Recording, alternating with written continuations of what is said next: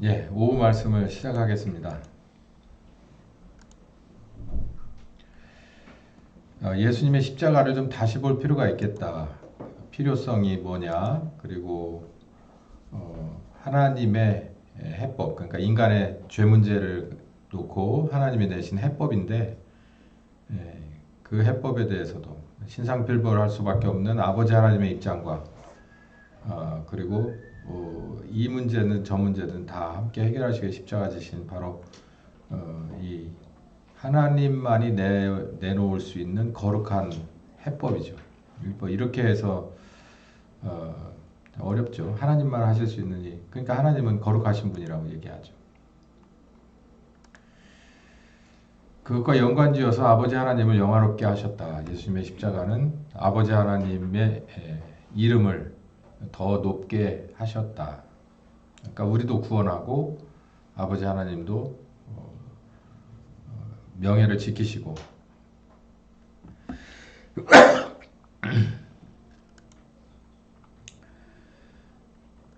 우리들에게는 영원한 속죄의 길을 여셨다.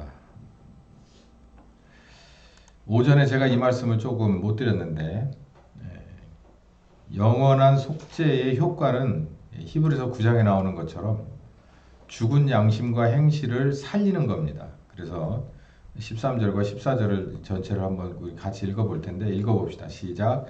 염소와 황소의 피와 및 암송아지의 죄로 부정한 자에게 뿌려 그 육체를 정결케 하여 거룩케 하거든 하물며 영원하신 성령으로 말미암아 흠없는 자기를 하나님께 드린 그리스도의 피가 너희 양심으로 죽은 행실서 깨끗하게 하고 살아계신 하나님을 섬기게 못하겠냐. 그렇게 한다는 얘기죠.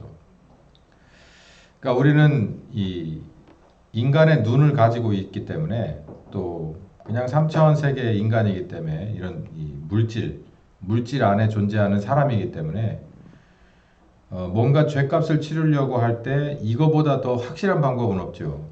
나 대신 재물이 대신 죽어서 거기다 다 얹혀버리고 죽이는 거죠. 그러니까 뭐 동양에도 그런 게 있어요. 보면 연등 뭐 태운다고 하잖아요. 거기다 뭐든 다 해서 이렇게 태우고 또 우리 그 정월 대보름 거기다 이렇게 쥐불놀이하고 하는 게 이제 다 이런 얘기인데 자기가 해결하기엔 좀 어려운 것들 다 거기다 갖다 다 쏟아 부어놓고 그냥 이렇게 날려버리고 떠내려버리고 태워버리고 하는 이런 것이 여기 유대인에게는 아예 그게 제사로 되어 있습니다. 이제 그 중에서도 자기가 해결할 수 없는 것에도 가장 이 으뜸인 것이 이제 자기 죄 문제죠.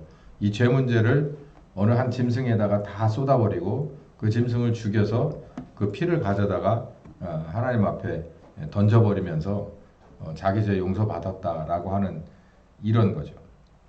이게 이제 카톨릭에서 얘기하는 거하고 똑같아요. 예수님이 우리의 제물이니까 예수님의 피 때문에 이렇게 됐다 이제 하면서 이 유효기간이 아주 짧은 이 일을 그 거룩한 그런 이 집례, 이 행사, 성사라고 그러죠. 계속 그걸 유지하면서 그러니까 이제 문제가 많죠. 근데 영원한 속죄라고 하는 것은 이런 거라는 거예요. 우리들의 양심과 죽은 행실이 한시적으로 변화받는 게 아니라 그리고 또 원위치로 돌아가는 게 아니고 한 번에 해결되는 것을 말하는 거죠. 그렇게 하는 것은 예수님의 십자가 지시면서 거기서 우리에게 주신 대속의 은혜다. 이제 그걸로 하는 건데 여기 이게 보면은 참 너무너무 중요한 말씀, 요절들이 전부 지금 다 나열돼서 제가 설교에 집중을 할 수가 없어요. 이거 하나만 가지고도 참 오래 얘기하고 싶은데 이걸 그냥 한 30초, 1분 30초 이렇게 얘기하고 넘어가려니까 너무 아쉬운 말씀들이 많아요. 여기에 그러잖아요. 우리들의 양심을 깨우고요. 그리고 행동을 바꾸게 하는 거예요. 뭐가? 예수님의 십자가는. 그러니까 우리에게 그런 효과가 있어요. 그러니까 이 효과가 나지 않으면 예수님의 십자가를 올바로 활용한 것은 아니에요. 그러니까 우리들의 양심이 살아나고 죽은 행실이 변화되는 거예요.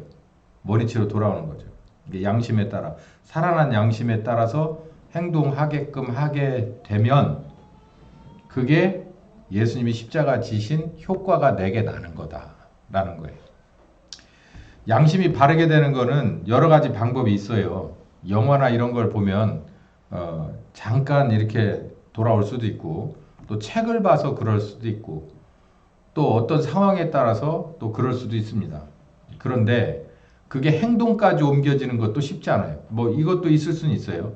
영화 보고 그 영화에서 얻은 것을 가지고 행동으로 옮겨지기도 하는데 이렇게도 하는 것을 주로 뭐라고 보느냐면 염소와 황소와 암송아지의 피나 재료 요거하고 똑같은 거예요. 그걸 재료로 하는 거와 똑같은 게 바로 영화냐, 책이냐, 아니면 어떤 사람의 말이냐 이런 거죠. 근데 이 두 가지가 공통적인 건 뭐냐면 한시적이라는 거예요. 잠깐이기 때문에 이 잠깐 지나고 나면은 언제 그랬냐는 듯이 그 감동은 사라지고 그 행동도 원위치로 돌아가게 되는데 예수님의 피는 그렇지 않다는 거예요. 그러니까 여기에 수수께끼가 있는 게 예수님의 피가 어디 있냐는 거죠. 이걸 이렇게 해서 따라서 이렇게 볼 수 있느냐, 주고 받을 수 있느냐. 그렇지도 않은데 어떻게 양심을 깨우고 행동을 바꿀 수 있겠냐라는 거죠. 그게 바로 신약의 그 하나님의 그 섭리입니다. 섭리고 묘미인데요. 그게 영으로 하는 거라서 그래요. 영으로 하는 거라 예수님의 피는 이미 어느 역사적인 시점에서 죽으셨고 그 피는 그냥 그대로 있고 그 권위로 인해서 우리에게 오신 성령께서 우리에게 함께 하셔서 우리 속을 바꾸는 거예요. 근데 예수님의 피가 꼭 필요한 건 왜냐면 공평하신 하나님 앞에서 죄값을 치러야 그 일을 시작할 수가 있는 거예요. 그러니까 돈을 치러야 애들 보고 아무거나 집어오라고 하죠. 그러니까 애들을 여기다 넣고 쇼핑을 하라고 문구점에 넣을 때 그냥 사장한테 그러는 거죠. 그냥 한도 없는 카드 하나 딱 갖다 놓고 네가 원하는 거 다 여기서 여기 카트에 담아라. 그렇게 보내려면 뭔가를 줘야 돼요. 그것처럼 예수님의 피는 영원한 속죄예요. 그 피를 딱 갖다 놓고 성령께서 개개인에게 들어가셔서 우리들을 바꾸는 작업을 하는 거예요. 그거 똑같은 거예요. 그게 바로 신약인데 지금 우리가 그런 식으로 신앙생활을 해서 그러니까 그런 식이라고 하는 건 우리들의 예수님의 피로 말미암아서 우리들의 양심과 행동이 바뀌어지지 않는다면 우리는 아직도 그냥 캐톨릭이에요. 유대교고. 개혁의 대상이에요. 근데 이게 시간 지나면 이거는 처벌의 대상이 돼버려요. 자, 이제 오후에는 요 십자가 활용법에 대해서 말씀드릴 텐데 이것도 큰 그림에서 보면 복습입니다. 우리 교회가 시작하면서 성경 공부 먼저 시작을 해서 이렇게 지금까지 오게 됐는데 지금은 이제 개인 성경이나 그룹 성경 공부를 제가 잘 안 하지만 예전에 이 성경 공부를 할 때 두 가지 십자가를 계속 얘기했어요. 그 중에도 첫 번째 자기 자신을 위한 십자가 그리고 주를 위한 십자가 이 자기 자신을 위한 십자가 얘기를 참 오래 했어요. 그러니까 아까 제가 오전 설교에 말씀드렸듯이 예수님의 십자가는 엄청난 의미가 있어요. 넓이로 보면 전 우주적인 거고요. 이 개인적으로 보면 완벽하게 새롭게 되게 하는 그런 열쇠거든요. 근데 이게 그러면 뭐 하냐는 거죠. 우리나라 옛날 말에도 그런 게 있잖아요. 구슬이 서말이라도 깨어야 보배가 된다는 말이. 예수님의 십자가 그렇게 어마어마하게 전 우주적이고 일개 개인으로 보면 송두리째 바뀌는 어마어마한 일이라고 하더라도 그게 내게 뭔가가 있어야 되잖아요. 아무리 신약이라도 내가 먹어야 내 속에서 뭔가가 변화가 일어나는 것처럼 이 십자가도 활용법이 있다는 거예요. 이 단어가 참 마음에 안 드는데 십자가가 이대로 그냥 이런 거야 라고 해서 개별 포장품으로 이렇게 쇼윈도우에 있어가지고는 소용없고 그것이 내 것이 되고 내 것이 되는 것뿐만 아니라 먹어야 되고 그게 속에 들어가서 뭔가가 이게 돼야 되는 거예요. 이거 우리는 모르는 사람이 아무도 없잖아요. 그 보기만 하면 뭐해? 가져가다 먹어. 그렇게 우리 말하듯이 우리도 마찬가지예요. 십자가가 그런 거야. 이 고난 주간에 엄청 묵상하자고 하는데 묵상하는 건 좋은데 그 십자가가 당신에게 무슨 의미가 있냐고요. 어떻게 뭔가 효과가 있어야 되잖아. 소금을 먹으면 짜고 설탕을 먹으면 달아요. 그럼 십자가는 우리에게 뭐냐고요. 그러니까 접근이 그러니까 이게요. 그냥 이벤트로 지나가면 우리 캐톨릭 신자라니까요. 그냥 이벤트인 거예요. 이벤트. 그냥 행사로 지나가는 거예요. 행사로. 신앙생활이 어떻게 행사입니까? 그러니까 절기를 우리가 무시하지는 않지만 절기에 매여버리게 되면 그렇게 되는 거예요. 이쯤 되니까 이렇게 하고 저쯤 되니까 이렇게 하고 아유 벌써 1년 다 갔네. 이런 식으로 계속 문제거리만 쌓아가는 거예요. 그 개혁의 대상이죠. 처벌의 대상. 예수님의 십자가를 우리가 아까 우리 글씨 크기 했잖아요. 그 주의 만찬 할 때 그 후반부에 있는 얘기가 뭐예요? 주님의 살과 피를 자기를 살펴보지 않고 먹는 사람은 범죄라고 그랬잖아요. 그게 욕보이는 거라고요. 우리가 그런 거예요. 뭐 하지 않으면 올바로 활용돼 십자가의 효과가 우리에게 나타나지 않으면 양심의 변화나 행동이 바뀌지 않으면 아무 의미 없다는 거예요. 그 값을 내놓으라는 거예요. 아버지 하나님은 그 값을 우리에게 찾는다는 거예요.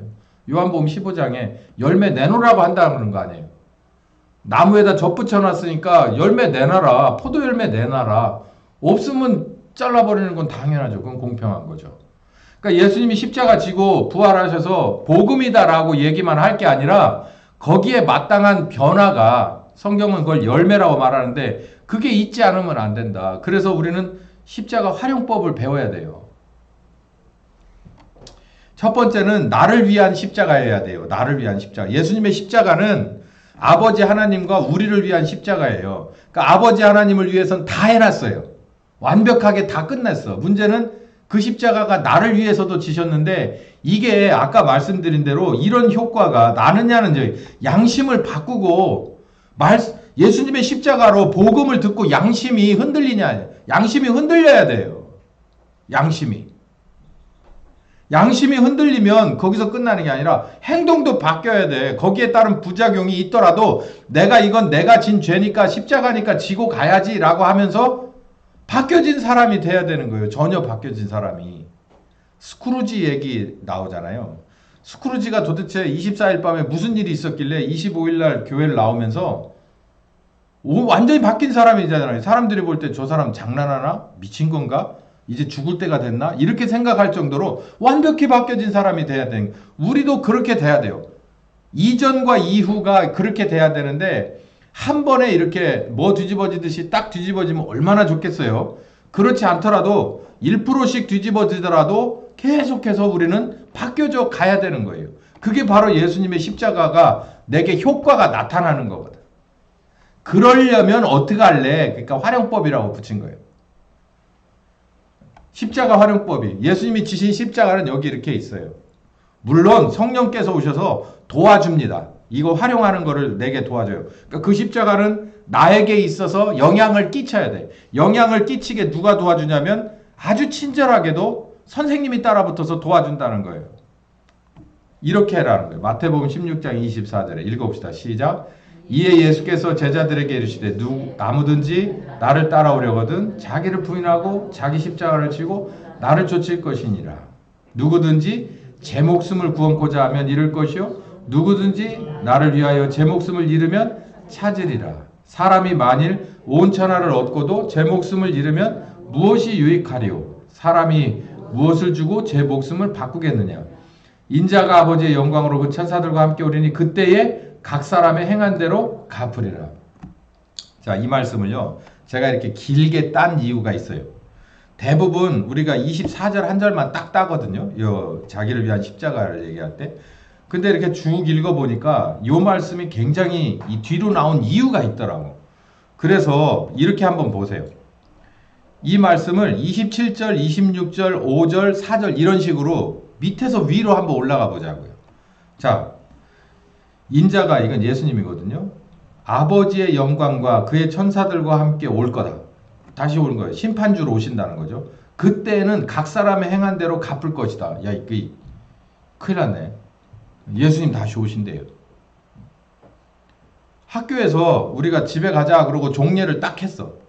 종례를 하고 딱 끝났는데 선생님이 오늘은 종례지만 집에 가는 거 아니야. 1시간 뒤에 청소 끝나고 다시 와서 검사할 거야. 그럼 이제 심란해지기 시작하는 거예요.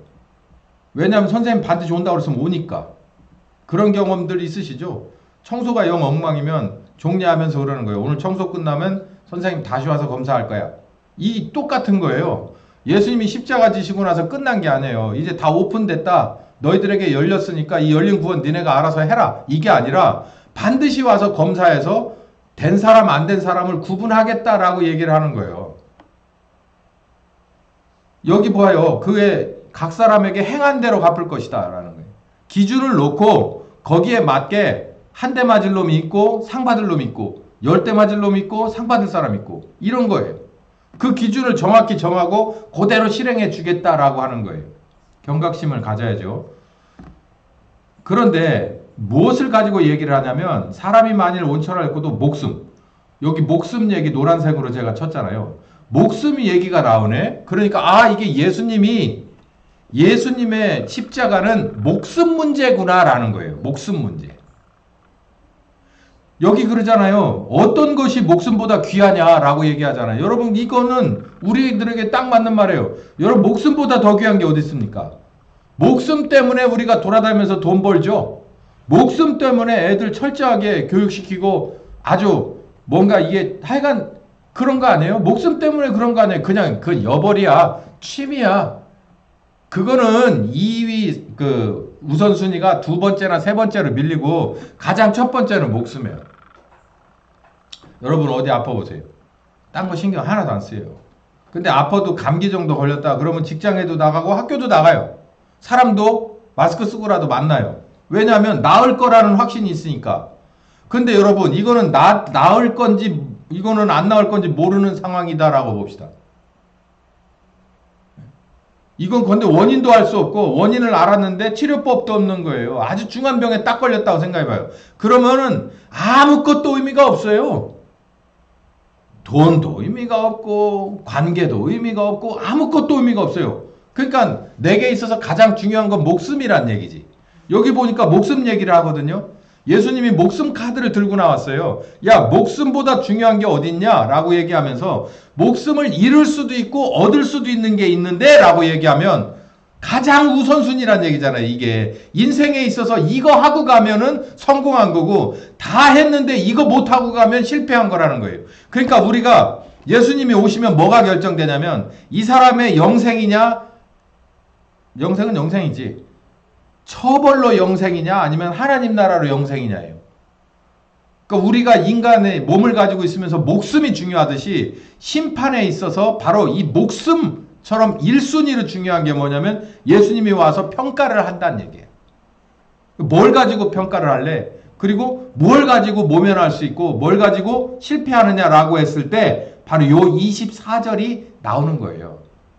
그러니까 24절에 있는 이 방법이, 이 십자가 활용법이 우리에게 뭐보다 중요하다라는 거예요. 인간 목숨보다도 중요하다. 이 말씀이 그 얘기를 하고 있잖아요. 그러니까 마태복음 16장 24절이 인간 목숨보다 중요한 거예요. 그러니까 이 문제가 해결 안 되면 여러분 밥도 먹지 말아야 되는 게 맞아요.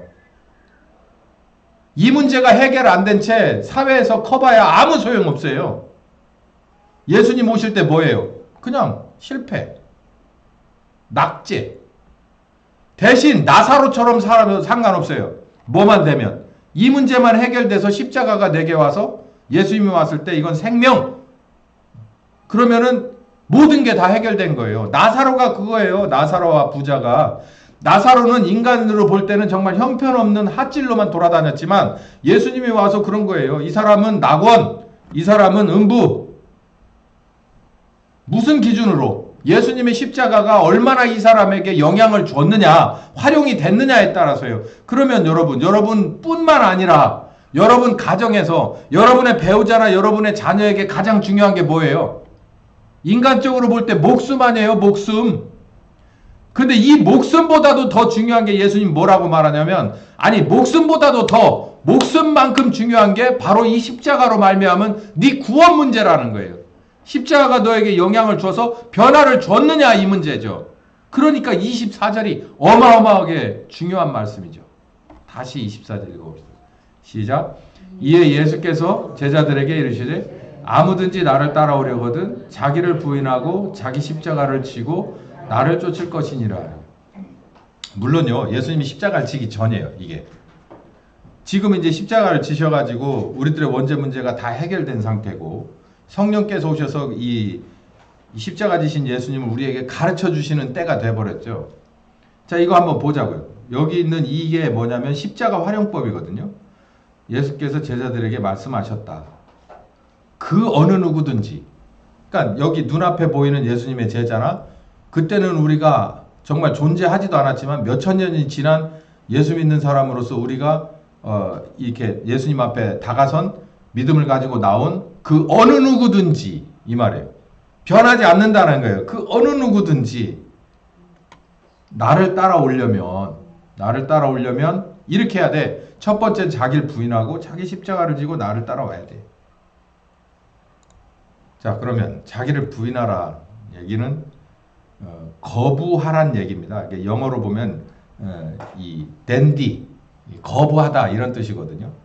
거부하라는 거예요. 자기를 거부하고. 그러니까 거부한다는 게 그냥 거부가 아니라 두 가지가 이렇게 딱 길이 있을 때 어느 쪽 하나를 선택하고 어느 쪽 하나는 거부하는 건데 이 누구로부터 나온 건 거부하라고 그러냐면 자기로부터 나온 건 거부하라는 거예요. 너에게로부터 나온 건. 근데 이 너라고 하는 게 뭐냐면 우리들의 육체를 말하는 겁니다. 육체에서 나온 게 있고 하나님으로부터 오는 게 있어요. 그러니까 내게서 나오는 걸 구체적으로 말하면 내 육체에서 나오는 거고요. 그리고 하나님에게서 나오는 거는 영으로부터 오는 것을 말하는 거예요. 로마서 8장 5절부터 8절까지 보면 여기 나오죠. 읽어봅시다. 시작. 육신의 생각은 사망이다 그래요. 바울이 그랬어요. 육신에서 나오는 건 볼 거 없이 그냥 사망이야. 그럼 도대체 육체에서 나오는 생각이 뭔데요? 이런 생각 들죠? 갈라디아서 5장에 보면 똑같이 이것도 바울이 썼어요.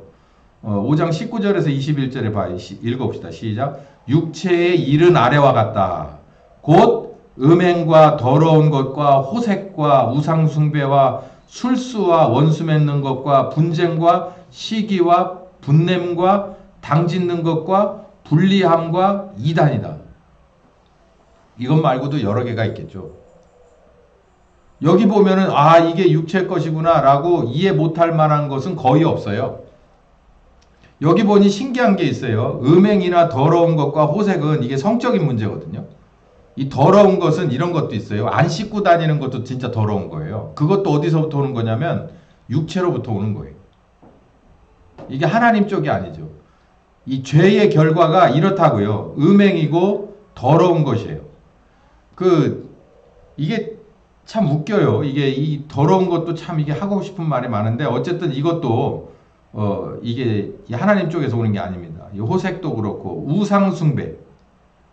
우상숭배도 결국은 육체에서부터 오는 거예요. 술수, 원수는 분댕, 시지, 분냄, 당짓는 것, 불리함. 참 하고 싶은 말이 많은데요. 이런 것들이 육체로부터 나와요. 그런 것이 나올 때 뭐 하라는 얘기예요? 거부하라라는 거예요. 이런 것이 나와서 무엇과?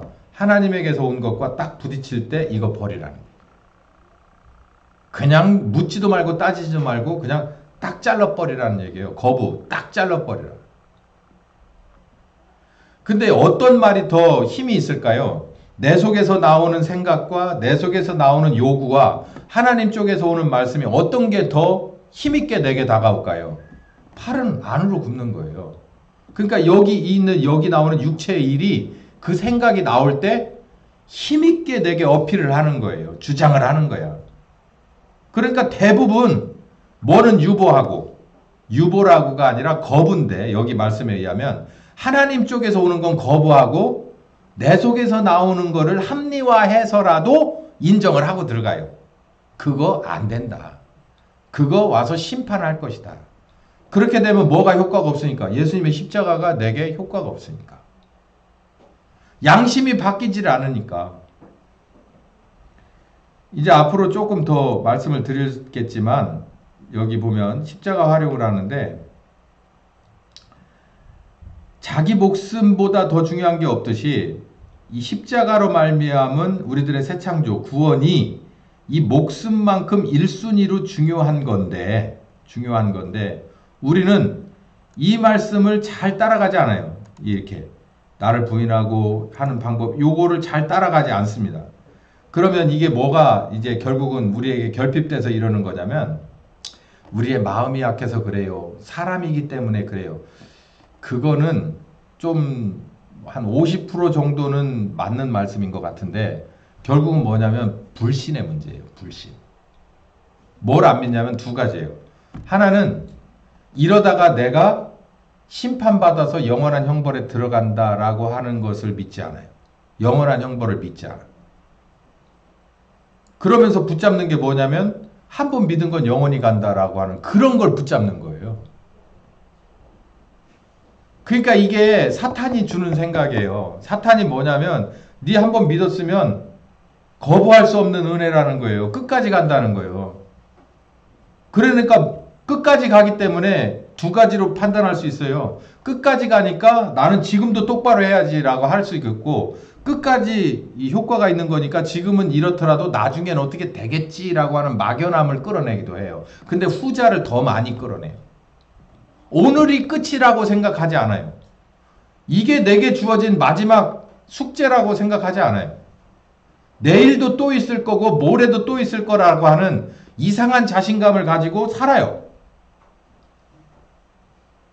그 믿지 않는 거예요. 그 얘기 무슨 얘기냐면 심판이 있다는 걸 믿지 않아요. 예수님의 십자가로 말미암아서 우리가 체크, 검수 당하고 그리고 나서 수준 미달이면 심판받을 거다라고 하는 걸 제가 지금 말씀 다 대드리잖아요. 예수님의 십자가는 우리의 양심을 변화시켜요. 그리고 우리 행동을 바꾼다고요. 전혀 다른 사람을 만드는 건데 그 작업을 차일필 미루거나 하나님 쪽에서 오는 말씀과 내 생각, 내 거 자꾸 살려가면서 이 육체 자꾸 살려가면서 하나님의 그런 새로운 피조물이 되는 성령님의 역사를 이 말씀을 자꾸 유보하는 건 하나님의 아들의 십자가를 욕보이는 겁니다. 나중에 가서 어마어마하게 모든 것을 다 진짜 자기가 뒤집어 써야 돼요.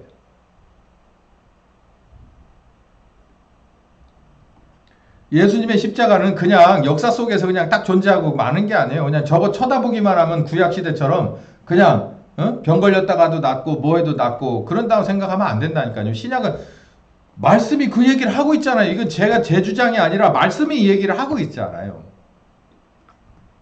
우리 이걸 알아야 됩니다. 또 뭐냐면 사람은 한 번 나오면 한 번 죽어요.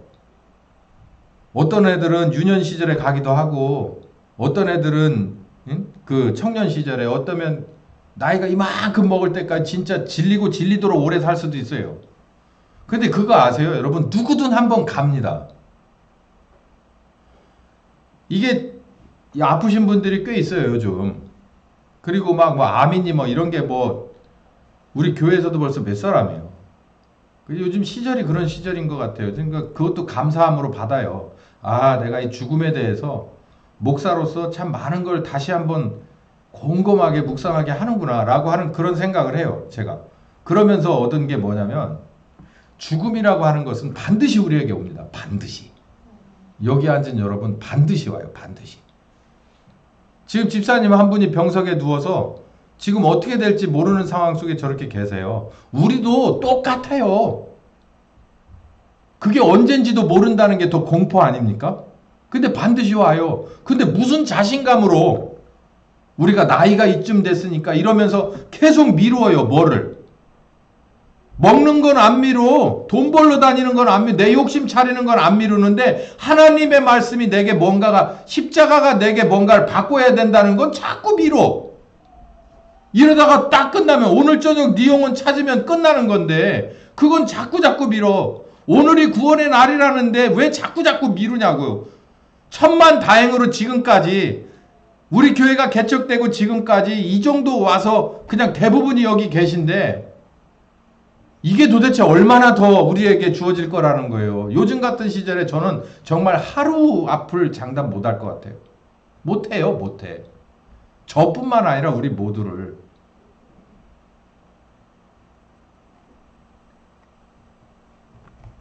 딴 건 다 그만두고 예수님의 십자가는 4개의 효과가 일단 있어야 됩니다. 4개. 4개의 효과가 있어야 돼요. 그러려면 활용법이 여기 나오잖아요. 자기를 부인해라. 네 속에서 나오는 거 좋은 거 하나도 없다. 하나님에게서 나오는 것이 거룩한 것이고 좋은 것인데 네 생각과 딱 부딪힐 때 여기 보니까 음행과 하나님의 거룩한 신성과 땅 마주칠 때 우리는 이거 버리라는 거예요. 말씀에 이제 후에 나옵니다만 오른손이 잘못하면 오른손을 뭐 해버리라고 그랬어요? 잘라버리라고 그랬어요. 예수님이 그렇게 얘기했어요. 그러면서 뒤에 왜 그렇게 하라 그래요? 차라리 오른손 없는 사람으로 구원받는 게 낫다. 그러니까 이것 때문에 너 어디까지 갈 거냐는 거예요. 요거 하나, 요 문제 하나 때문에 네 전체가 그쪽으로 끌려 들어가지 말고 차라리 이거 자르라는 거예요. 예수님이 그 정도로 극단적으로 말씀하시는 건 뭐냐면 그만큼 이게 중요하다라는 얘기예요. 중요하다는 얘기. 여기 바로 이 예수님의 십자가는 우리에게 있어서 그만큼 절실하고 중요한 거라는 거예요. 우리들의 죄는 그렇게 우리를 쉽게 놔주지 않는다는 얘기예요. 근데 예수님이 우리를 쏙 뽑아내는 이런 구원이 아니에요. 내 믿어요! 그러니까 쏙 뽑아내는 구원이 아니라 이렇게 복잡한 상황이 우리에게 있다는 거예요. 그래도 우리들의 죄가 뼛속 깊이, 유전자 속 깊이 그냥 몇 천 대를 내려오는 그런 그 아주 절절한 그 죄가 쩔어 붙은 죄가 그렇게 한 번에 그렇게 없어지는 게 아니에요. 그나마도 예수님의 십자가와 이 복음을 그리고 성령께서 하시는 사역이 없이는 그나마도 방법이 없었는데 속절없는데 이렇게라도 방법이 있다는 게 제가 몇 분한테 예를 들었잖아요. 무슨함 사기입니다. 그거 어떻게 해야 돼요? 집에 가셔서 맛있는 거 드시고 그냥 편안하게 마음 가지시고 마지막 가시라는 얘기잖아요. 그러면 이제 그 얘기를 들으면서 깜짝 놀랄 때 근데요 방법이 하나 있기는 한데 그러면은요 다시 살아납니다. 다시 살아나가지고요 속으로 다짐하죠. 거기 있는 보호자나 환자 자신이나 길이 있다는데 내가 모든 것을 다 갈아 넣어서라도 나는 생명을 다시 찾을 거야. 그래도 결국은 죽어요. 근데 의사가 사기입니다. 뭐 그 기르면 한 6개월도 안 될 것 같은데요. 근데 이제 그러면 나 죽는구나 그러고 이제 휠체어 끌고 나가려고 하는데 잠깐만 이게 신약이긴 한데 약이 하나가 있긴 한데 그러면은요 다시 살아납니다. 그 얘기 한마디. 여기 신약이 하나 있잖아요. 근데 왜 안 살아나요? 왜 안 기쁘고 막 환장하게 막 이 길이 있대. 길이 있대. 지금 이렇게 해서 임상하고 있는 길이 있대. 길이 있대. 막 전화하는 거예요. 막 해외도 전화하고 막 국내도 전화하고 다 있어. 이런다는데 근데 있잖아. 길이 있대. 길이 있대. 길이 있대. 그거 가지고 될지도 몰라. 그냥 임상 실험이야. 약이 있긴 한데 이거 실험이 하는 실험용인데 길이 있대. 길이 있대. 살 거라고 생각하고 하지 그거 먹고 실험 대상이니까 죽을 거라고 생각하고 그거 먹는 사람이 어디 있어요? 근데 이 복음은 예수님이 모든 것을 다 해놓고 완벽하고 그걸 도와주려고 성령께서도 오신다는데 우리는 길이 있대, 길이 있대 하지 않아요. 어떤 식으로 이 세상을 살아도 결국은 죽어요, 죽어. 죽고 나면 심판이 있다는 거예요. 얘 왼쪽이냐 오른쪽이냐 결정난다는 거예요. 그 중요한 걸 지금 할 수 있는데 그 전에는 백약이 무료예요. 백약이 무효. 내가 죄인인 줄 알지도 못했을 뿐만 아니라 내가 죄인인 걸 알아도 어떻게 할 수 없는 상황에 속절없이 이대로 살다 죽는 거고 죽으면 그냥 반드시 100% 그냥 지옥 가버리는 건데 달리 방법이 없는 거예요. 이게 암 사기보다 더 무서운 거예요. 영원한 형벌 받는 거. 이거 주일학교 얘기가 아니라 우리들에게 당면한 실존이에요. 실존. 바로 코앞에 있어요. 우리들의 삶과 죽음이 종이 한 장 차이인데 근데 지금 그런 생각 안 하잖아요. 그 주일학교에서나 들었어. 죽으면 지옥 간대. 지옥은 막 불이 끓는디야. 그건 어디 뭐 초등학교용 교재에만 나오는 얘기인 줄 알고 계속해서 이제 교회 다닌 지 한 20년, 30년, 40년 되면은 막 이렇게 고차원적인 얘기 막 이런 거 해줘야 좋아해요. 그렇지 않아요. 여기 예수님이 그러잖아요. 생명의 문제라고, 생명의 문제. 죽고 사는 문제라고. 자, 자기를 거부해야 돼요. 내 속에서 나오는 생각이 하나님의 생각과 딱 부딪히는 오죽하면 이걸 잘라버리겠어요. 그렇게 결정을 해야 돼. 이거 나오는 거 아무 소용없구나. 그냥 확 잘라버려야 된다는 거예요. 얘는 들지 않고 여러분들이 이제 기도하면서 찾아가시면 돼요. 두 번째, 십자가를 지라는 거예요. 자기를 부인하고 하나님의 말씀과 내 생각이 딱 부딪힐 때는 내 거 그냥 무조건 묻지도 말고 따지지 말고 내 거 버리고 말씀 따라가라는 얘기고, 두 번째는 자기 십자가를 지라는 얘기는 현실을 받아들이는 거예요. 예수님이 이제 마지막 기도 장면입니다. 이게 겟세마네 동산의 26장 39절 읽어봅시다. 시작. 조금 나아가서 얼굴을 땅에 대시고 엎드려 기도하여 가라사대 내 아버지여 만일 하실만 하거든 이 잔을 내게서 지나가게 해주십시오. 그러나 나의 원대로 마시고 아버지의 원대로 하십시오. 이 장면을 제가 이렇게 발췌를 한 이유가 있어요. 받아들이는 거, 그러니까 내가 마음으로 인정하는 것과 현실로 받아들이는 건 다른 얘기입니다. 죽음 얘기했으니까 우리 좀 더 해봐요. 이걸 뭐 장담할 수는 없습니다. 저도 아직은 경험을 안 해봐. 딱 한 번만 경험하고 가는 거라. 우리 이러잖아요. 아, 하나님은 시작과 끝이다. 그러니까 우리들의 나고 죽음이 하나님 손에 달렸다. 그러냐 하나님이 이제 보내야겠어. 그러면은 나오는 거고, 이제 데려가야겠어. 그러면 그냥 데려가시는 거예요. 그걸 누가 가로막을 자가 없거든요. 어떤 사람이 그걸 가로막겠어요. 그러니까 우리들의 나고 죽음이 이론상으로 보면 나고 죽음이 다 하나님 손에 달린 거라 우리는 순종할 수밖에 없어요. 달리 방법이 없다니까. 우리들의 역사 속에서 어느 인물이 그거를 거부하고 나는 그런 사람 아니야. 그러고서 삐져나온 사람이 어디 있어요. 다 하나님의 손에 달려있는데 그거면 내가 시작과 끝이다 그러면 그 안에 모든 것은 다 하나님 거예요. 근데 여기 보니까 이론적으로 인정하는 것과요 실질적으로 받아들이는 데는 문제가 있어요. 차이가 있다고. 예수님도 마찬가지예요. 임마누엘의 큰 뜻을, 거룩하신 뜻을 이루기 위해서 세상에 오셔가지고 어느 집안에 와가지고 언제 와가지고 어느 시점에서 어디서 누구를 만나서 이렇게 해서 살고 사는 것, 그렇게 다 십자가에 죽는 것이 그리스도의 길이야 라고 하는 거 예수님도 이게 인지는 하고 동의를 하고 이 세상에 오셨어요. 근데 상황별로 그 중에서 가장 힘든 거가 뭐냐면 십자가를 지는 거예요. 마지막 거가 가장 힘든 건데 십자가를 지는 거예요. 이거를 받아들이는 얘기는 현실로 받아들이는 데는 또 얘기가 다르다니까. 언젠가 이 일을 해야지, 해야만 하는 이유들을 산더미처럼 알고 있는 것도 그날이 가까워져서 바로 지금 내가 이걸 받아들여야 된다고 생각하는 거는 전혀 다른데, 나를 부인하고 그 다음에 두 번째로 요구하는 게 네 십자가를 지라는 거예요. 네 십자가를. 그러니까 내가 잘못됐구나 말씀이 와서 이거 잘못됐다라고 했을 때 아닌데 라고 하는 거, 아닌 거 잘라버리는 건 쉬워요. 그나마. 근데 문제는 두 번째로 잘라버리고 나서 잘못된 사람인 줄 알면은 현실을 받아들일 줄 알아야 되는데, 현실을 받아들이려면 뭐가 직접적으로?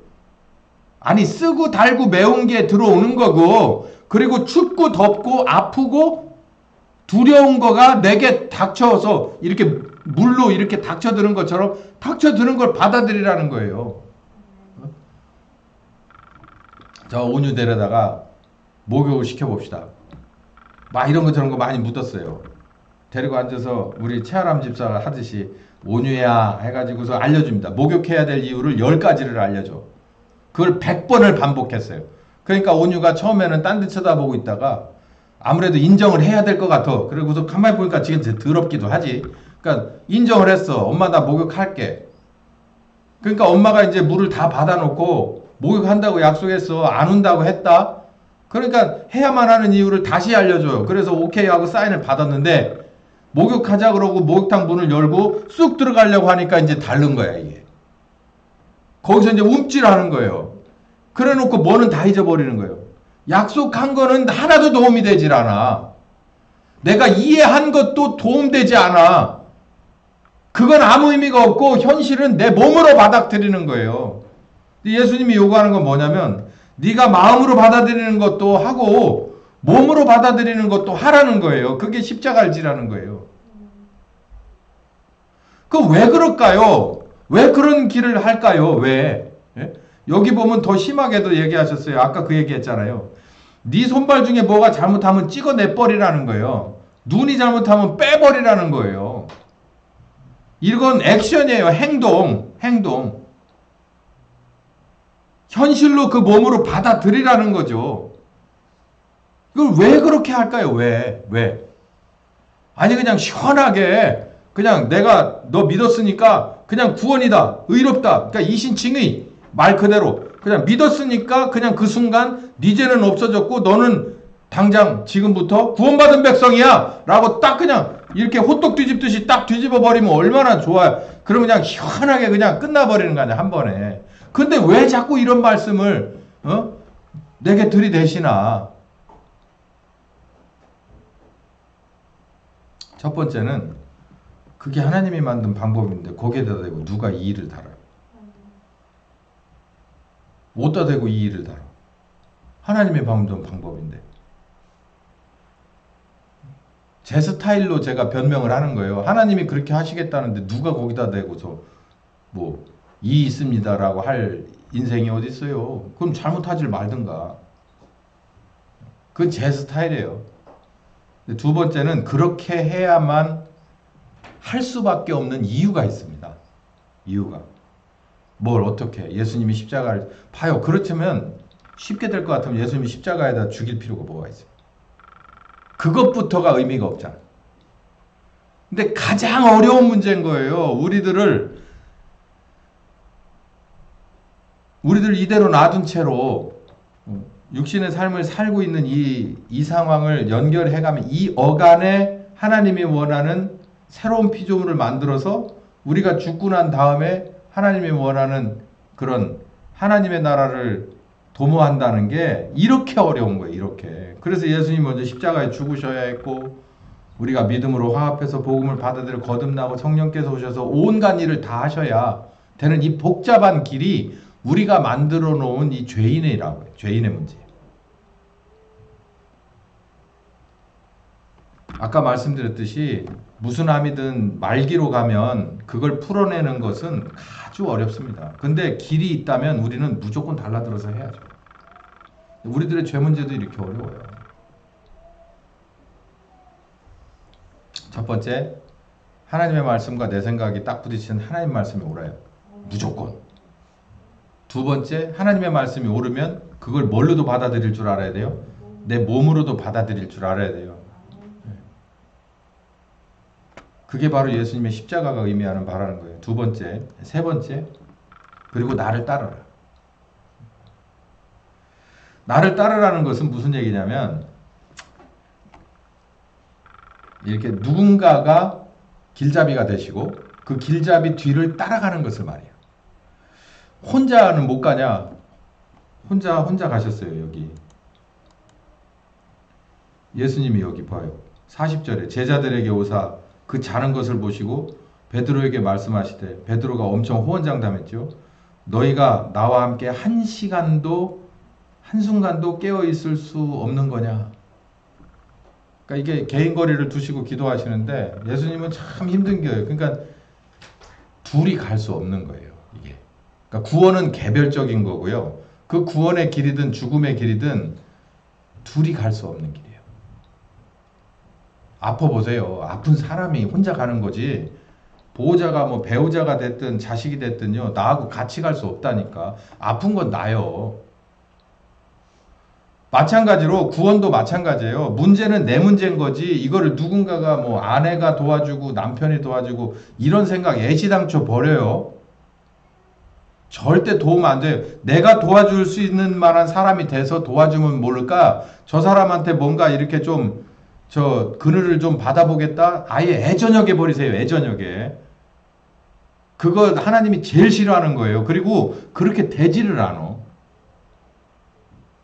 하나님과 나 사이에서 구원은 바로 하나님과 나 사이에서 가는 외로운 것 같지만 외롭지 않은 길이에요. 예. 여러분이 사람 파트너로 인해서 봐요. 제가 이 교회 목사지만 저와 함께 그 구원의 길을 간다고 하면 저도 힘들고 여러분도 힘들어요. 그리고 제가 또 할 수도 없고 여러분이 저를 따라올 수도 없어요. 힘든 길이에요. 힘든 길. 근데 여기 보니까 나를 따르라 그랬거든요. 예수님을 따라가는 거예요. 예수님의 이름으로 성령께서 오셨잖아요. 그러니까 그 성령님을 이제 따라가는 거예요. 나를 따르라. 갈라디아서 2장에 그리스도와 함께 십자가에 못 박힌다. 그러니까 자기를 부인하고 십자가를 지는 길에 누가 같이 가시냐면 그리스도와 함께 먼저 혼자 그 길을 걸어가신 예수님과 함께 간다는 거예요. 이 설교 많이 한 기억이 나요. 내가 내 잘못을 깨닫고 10년 만에 깨달았던 20년 만에 깨달았던 야 이게 이 문제가 여기서부터가 문제가 있었구나라는 걸 깨닫고 내 현실 속에서 변화없는 사람을 만나고 또 변화없는 상황을 하루하루 살아갈 때 그때 누가 함께 하는 줄 아세요? 배우자? 아니에요. 자녀? 더군다나 아니고 목사님? 아무 의미 없어요. 결국 누가 따라 붙느냐면 주변에 아무도 없는 것 같은데 누가 그때 존재감을 나타내시냐면 성령님이 나타내는 거예요. 이야, 이 말씀이 이 말씀이구나. 내가 그리스도와 함께 십자가에 못 박힌다는 게 그거구나. 내가 이 외롭고 고독한 길 받아들였으니 이해했으니 그리고 몸으로 받아들였으니 가는 이 혼자 가는 이 길에 우리 주님 함께 가는구나. 아 정말 사람 미쳐버립니다. 그때 깜짝 놀라는 거예요. 이분이 나와 함께 가신다면 나는 갈 수 있겠구나라고 하는 생각이 드는 거죠. 갈라디아서 3장에 바로 그 다음 장이에요. 26절에서 27절에 뭐냐면 그리스도와 합하여 침례를 받은 자. 우리가 침례는 뭐 침례자가 준다고 하는데 사실은 물속에 들어가는 것이 죽음을 의미하고 나오는 것이 새로 창조된 새 생명을 말하는 거거든요. 근데 그리스도와 합하여 어디로? 물속에 들어가 죽는 거예요. 같이 죽으러 들어가요. 누가 같이 죽으러 들어갈 수 있어요? 아무도 못해요. 그렇게 하고 싶어도 갈 수 없는 길이에요. 여긴 누구만 갈 수 있냐면 그리스도와만 갈 수가 있는 길이에요. 그러니까 우리 모두는요. 구원에 이르는 데 있어서 반드시 누가 터치하게 되어 있냐면 우리가 믿음으로 손들고 나가기는 하지만 그 하나하나를 누가 만든다는 거예요? 그리스도께서 만든다는 거예요. 그리스도께서 만든다는 이목구비를 다 조작조작 조물조물 해가지고 다 만든다는 거예요. 신앙의 캐릭터를 다 다르게 해가지고 상황별은 다 달라도 그 안에 들어가서 그리스도께서 그 한 사람과 같이 뭐한 자기를 부인하고 십자가를 지는 그 사람과 함께 가서 다 그 사람을 만져 놓는다는 거예요.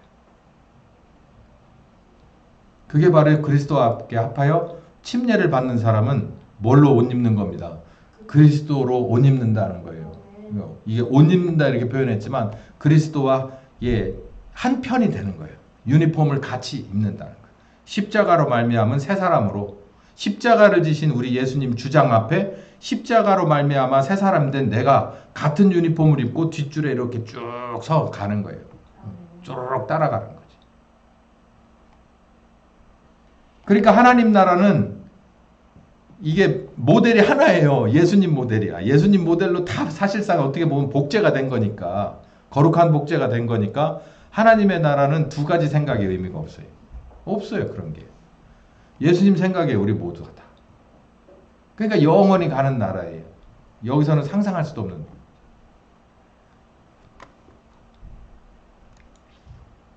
나를 위하여 죽는 자 살 것이다. 자기를 위하여 살려면 죽을 것이다. 자, 우리 요 말씀 여기 있잖아요. 우리 누구든지 나를 위하여 제 목숨을 잃으면 찾을 것이다. 누구든지 제 목숨을 구원코자 하면 잃을 것이다. 사즉생, 생즉사 이 말이거든요. 그럼 이걸 도대체 뭐라고 어떻게 해석을 해야 되는? 갈라디아서 2장 19절에 뭐냐면은 그리스도와 함께 죽는 자는 그리스도와 함께 산다고 그랬어요. 예. 그러니까 그 말씀이 마태복음 24장 16절, 17절에 있는 말씀과 똑같은 거예요. 자기를 위해서 살고자 하는 자는 죽을 거예요. 우리가 우리를 위해서 살고자 하잖아요. 아침, 점심, 저녁. 가정에서도 우리 가정을 위해서 살고자 하잖아요. 그것 갖고서는 다 심판받아 죽는다는 얘기고 주를 위해서 죽고자 하는 자는 주와 함께 죽고자 하는 자는 뭐 하려고? 살라고. 그 사람은 산다는 거죠. 여러분은 이제 다 왔는데요. 이게 자기를 위한 이제 십자가 활용법에 이제 그 나에게 해당되는 해당법이 있고 주를 위한 해당법이 있어요. 그 나를 향한 십자가는 이제 오늘 이제 다 왔는데 제가 여러분한테 물어보는 거예요.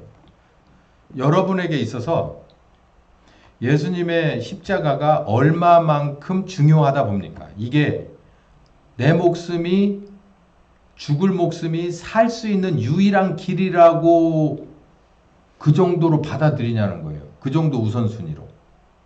우리 인생이 목숨이 끝나기 전에 이 문제를 해결하고 심판으로 들어가야 된다는 거예요. 그러니까 언제만 할 수 있는 일이냐면 우리가 숨쉬고 있는 동안에만 할 수 있는 거예요. 그러니까 지금 나이 드신 분들은 객관적으로 우리가 언제 어떻게 불려갈지 몰라요. 나이가 어리다 그래도 당장 불려갈 수도 있고 나이가 많다 그래도 오래 있을 수도 있으니까. 그러니까 객관적으로 나이가 있으신 분들은 그리고 병약하신 분들은 더 고민해야 될 게 내 인생이 얼마 안 남았잖아요. 그러니까 안 남아 있으니까 이걸 어떻게 해야 내 일을 마무리할 수 있을 거냐고 급한 마음을 가져야 돼. 아니 그러면 나는 아직 애기거든요. 나는 아직 젊고요. 건강하거든요. 라고 하면서 그냥 이렇게 느긋하게 생각하라는 건 아니지만 왜냐면 우리가 언제 불려갈지 모르니까. 그러나 우리에게 있어서는 얼마나 중요한 일이냐는 거지 이게. 그 점을 다시 한번 여러분 이 반성을 해보실 필요가 있고 만약에 이게 이렇게 중요하다라는 것을 몰랐다면 정말 심각합니다. 이거 답 없어요. 왜냐하면 계속해서 뭐가 될 거냐면 신앙생활하는 게 그냥 절기 따라 돌아가는 그냥 이벤트예요. 하나의 행사가 될 테니까. 그건 예수님의 십자가는 여러분에게 아무 의미 없어요. 그건 헛되이 흘러가는 거예요. 그 피값을 우리가 어쨌든 다 찾아요. 하나님 우리에게서 다 찾는다고 그랬어요. 정리를 해봤어요. 자기 육체에서 나는 소리 거부해라. 그러니까 예수님의 십자가 활용법. 나에게 직접적으로 내 양심을 살리고 행동을 바꾸려고 하는 목적을 달성하기 위한 활용법은 내 육체의 소리를 거부하는 일. 이거 누가 할 수 있어요? 하나님이 우리에게 할 수 있는 일은 다 돼 있어요. 하나님이 언제나 말씀 주세요. 그리고 내 속에서 나는 것이 있을 때 거부하는 건 누가 해야 돼요? 이거 여러분 명심하셔야 됩니다. 우리가 해야 될 일이 있어요. 우리가 해야 될 일을 안 하면요. 이 하나님의 거룩한 사역이 절대 진보하지 않아요. 한 발짝도 앞으로 갈 수가 없어요. 그러니까 뭘 해야 되냐면 첫 번째 내 육체의 소리를 거부할 수 있어야 돼요. 그거 거부 못 하잖아요. 그럼 거기서 계속 지연되는 거예요. 또 돌고 돌아서 또 그 상황이 또 되고 또 돌고 돌아서 그 상황이 되고 10년 전에 했던 게 지금도 그렇고 앞으로 10년도 내가 하지 않으면 거기서 절대 바뀌지 않아요. 자기의 육체 소리를 거부할 수 있어야 합니다. 거부는 내가 해야 되죠. 이유 불문하고 거부해야 돼요. 합리화하지 말고 거부해야 돼요. 합리화하는 건요. 우리 인간 세상에서나 마찬가지 할 수 있는 일이고 하나님과 나는 하나님의 말씀 앞에 내가 합리적인 변명을 늘어놓을 방법이 없어요. 왜냐하면 하나님이 그 말씀을 우리가 이해 못하고 있기 때문에 그래요. 내가 봤을 때 하나님 이건 너무 과격한 거 아니에요? 팍 잘라버리라니요. 그냥 어떻게 좀 살려볼 방법이 없을까요? 너무 과격하신 것 같아요. 광신자적인 것 같은데 하나님이 다른 방법이 있으면 다른 방법 줬을 거예요. 근데 우리가 이해를 못해요. 여러분 이스라엘이 정복전쟁 갔을 때 왜 다 죽이라고 했게요? 지금도 이해 못하는 사람들 많아요. 지금 저 이스라엘에 있는 저기서 지금 블레셋 사람들하고 싸우는 전쟁이 지금도 진행 중이거든요.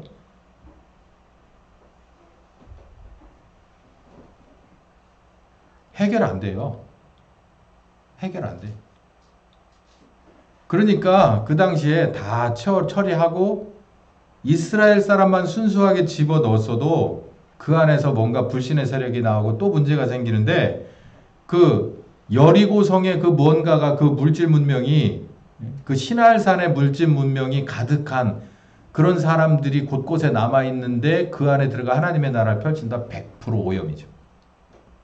그건 하나만 하죠. 그러니까 하나님이 다 청소하라는 거예요. 근데 우린 모르잖아요. 이유를 온갖 것을 대잖아요. 이유 불문하고 여러분 거부해야 돼요. 그렇지 않으면 어떻게 되냐. 대다가 쓰러지고 그 씨 뿌리는 비유 있잖아요.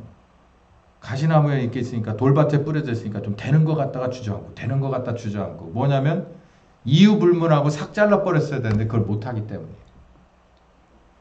세 번째, 성령님의 말씀을 받아들여야 돼요. 하나님의 말씀이 왔으면 그걸 내가 받아들이고 안 받아들이고 내가 결정해요. 하나님의 말씀이 와서 탁 찔린다고 하더라도 그걸 내가 받아들여야지 그냥 쑥 뽑아 내버리면 의미가 없거든요. 하나님의 말씀 이렇게 들었으면 그걸 내가 받아들여야 돼요. 아프더라도 뭐 하더라도 그건 내가 하는 일이에요. 그러면 받아들였으면 거부할 거 거부하고 받아들일 거 받아들였으면 그대로 따라가야 돼요. 죽기까지 따라가야 돼요. 이게 바로 우리가 해야 될 거예요. 거부하고 받아들이고 그리고 따라가야 돼요. 이거 안 하면 전혀 바뀌지 않아요, 여러분. 예수님의 십자가는 그냥 이벤트성이에요. 내가 믿는다고 해도 그거 나중에 가서 적나라하게 그냥 그대로 있어요. 야, 너는 어떻게 내 아들의 십자가를 믿고 여지까지 신앙생활 했다며 바뀐 게 하나도 없냐 그런다니까요. 예나 지금이나 비포 앤 애프터가 어쩌면 이렇게 변화가 없냐. 이렇게 바뀌라고 준 건데 그러니까 활용을 안 한 거예요. 활용을 안 했다는 얘기가 뭐냐면 육체의 소리를 거부하지 않았어요. 그냥 합리화하고 성령님의 얘기도 듣긴 들었는데 이걸 심각하게 생각하잖아요. 이거 성령님의 말씀을 들었으면 이건 버려야 되는데. 그리고 따라가야 되는데. 아까 말씀드리잖아요. 혼자 가는 거라고요. 혼자 몸으로 받아들이는 거라니까. 혼자 몸으로 받아들이는 거예요. 이게 잘못됐구나라는 걸 알았으면 우리 교회 처음 시작할 때 저부터 금융 문제가 많이 있었어요. 신불 문제가 많이 있었다고. 그래가지고 뭐 저도 그랬으니까 그냥 근근히 돌아다니면서 하루하루 벌어먹고 살았어요. 그때 많이 나왔던 얘기가 그거예요. 우리가 왜 여기까지 왔는지를 생각해보자.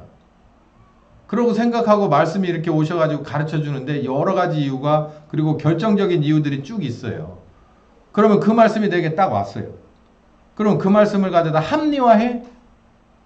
나는 이랬고 나는 저랬고 저런 걸 할 수 없이 이렇게 됐었고 이걸 그래 합리화해? 그럼 변하지 않아요. 이게 문제였다. 그럼 그거 받아들여야 되고 예전에 내 모습은 잘못됐구나 그러고 잘라내버려. 두 번 다시 그 생각 하지 말아야 되고 두 번째는 그렇게 인해 가지고 문제가 생긴 이만한 보따리가 있는데 이 보따리를 풀어내려면 현실로 살아야 되잖아요. 신용카드도 없이 살아야 되고 금융계좌도 없이 살아야 되고 차도 내 명의로 못하고 해봤어요. 저도. 그렇게 살아야 돼요. 근데 그러면은 불편한 게 한두 가지가 아닌데 이걸 어디다 대고 얘기를 합니까? 내가 내 잘못인 것을 하나님이 알려주셔서 이거 내 잘못이네요. 그랬으면 이거 하나님한테 불평을 해요. 내 배우자와 내 자식에게 핑계를 댑니까? 내 부모에게 핑계를 대요. 누구한테 대요? 그게 내 문제인 줄 알았잖아요. 그러면 내가 그거 받아들여야 되죠. 몸으로 받아들여야 되잖아요. 그러면요 하루를 지내는데 참 어떤 때는 너무 길은 날이 있어요. 근데 신기하게 그렇게 영육간에 너무 피곤한 하루하루가 이렇게 진행될 때는 성령께서도 와서 힘을 줘요. 정말 새록새록 기억나는 게 많아요. 그러면서 그 고비를 넘어갑니다. 그러면서 다음번에는 그 짓 절대 안 하지. 여기 봐요. 죽기까지 따라가는 거예요. 이거 내 잘못이니까 이거 내 짐 지고 가는 거지. 가는 데까지. 근데 여기 보니까 이건 제 경험이기도 한데 말씀이 절대 죽지 않아요. 절대 죽지 않는다니까. 죽일 거면 그렇게 늦지 않아요. 살릴 거니까 그렇게 늦지. 하나님은 우리를 살리려고 아들을 십자가에 보냈어요. 우리까지 죽이려고 십자가에 보내는 게 아닌 걸 여러분 아셔야 됩니다. 우리를 십자가로 가라고 하는 건 우리를 살리려고 하는 거예요. 아들은 정말 죽으러 간 거지만 우리를 십자가로 미는 것은 십자가로 가라고 등을 떠미는 것은 우리를 살리려고 하는 거예요. 우리 혼자 걸어가는 게 아니라고 얘기했잖아요. 그 십자가의 사지로 우리 혼자 가는 게 아니에요. 정확히 말하면 내가 내 십자가를 지고 십자가에 세워지는 그 형장까지는 내가 지고 가는데 그 형장에서 십자가에 진짜 죽는 건 누가 죽을까요? 예수님이 죽는다니까. 나는 옆에서 머리 숙이고 있어요. 누구처럼. 구약의 제사를 지낼 때 끌고 가요. 그래놓고 머리에다가 안수해서 내 죄를 다 여기다가 주십시오. 그러고서 진짜 죽는 건 자기가 죽는 게 아니고 누가 죽어요? 재물이 죽어요. 예수님이 재물이에요. 그래서 십자가 앞으로 가보라는 거예요. 뭐 하라고? 너를 위한 내 아들의 십자가라는 걸 알 수 있는 방법은 그냥 이렇게 해가지고 알려줘가지고 그렇구나 뭐 이렇게 하는 게 아니라 거기까지 가봐야 되는 거예요. 내 문제가 어떤 문제가 있고 이 십자가가 얼마나 무겁고 힘든 거고 결국은 이렇게 죽는 거라는 걸 그 죽음의 앞에까지 가봐야 되는 거예요. 이래서 예수님의 십자가구나. 그리스도와 함께 십자가에 죽고 그리스도와 함께 새 사람이 돼서 나오는 거예요. 여기 나오잖아요. 절대 죽지 않습니다. 우리를 죽일 거면 그냥 놔둬요. 십자가고 뭐고 백약이 무효인데 그냥 니네 살고 싶은 대로 살아라. 그리고 어떻게 하라는 거예요? 나중에 영원한 형벌 가운데 집어 넣어버리면 그만이지. 근데 왜 아들까지 그렇게 십자가로 보내고 우리에게도 십자가로 가라고 등을 떠밀겠어요? 너를 부인하고 네 십자가를 지고 걸로 들어가라고 하겠어요? 여러분, 살코기를 원하는 짐승은 절대 힘든 일을 시키지 않습니다. 그냥 놔둬요. 최대한도로 기쁘고 평안하게 잘 먹고 잘 살으라고. 뭔가 생각이 있기 때문이죠. 그러나 내가 집에서 같이 먹고 같이 자고 같이 끝까지 살고 싶은 짐승은 아주 호되게 가르쳐요. 깨끗하게 씻어요. 먹는 거 가려 먹입니다. 예절 바르게 시켜요. 병원에도 자주 데리고 다녀요.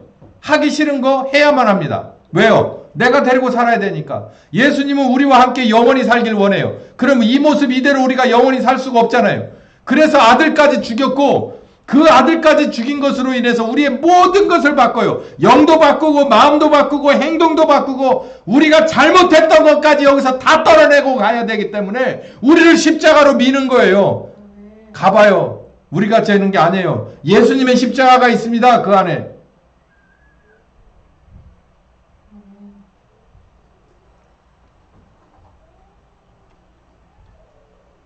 예, 2024년 이 고난 주간에는 뭔가 특별한 예수님의 십자가가 여러분에게 발견되길 축원합니다. 귀하신 주님 감사합니다. 우리를 위해서 십자가를 지신 것이 참 이런 거라는 걸 살아가면 갈수록 가르쳐 주시고 깨닫게 하시고 고백하게 하시니 감사합니다. 사람의 목소리로 마음은 썼으나 성령 하나님 이게 다입니다. 이제 이들에게 성령 하나님이 가실 차례입니다. 가셔서 자기를 부인하고 십자가를 지며 믿음 가지고 꿋꿋이 걸어가는 자들에게 귀한 은혜를 저보다 더 많이 입혀주셔서 이들이 모두 주님의 십자가가 온전하게 활용되어 영광 돌려드리는 아버지와 아들의 이름을 성령님의 이름을 높여드리는 이들의 모습이 되게 하여 주시옵소서. 예수님의 이름으로 기도했습니다. 아멘.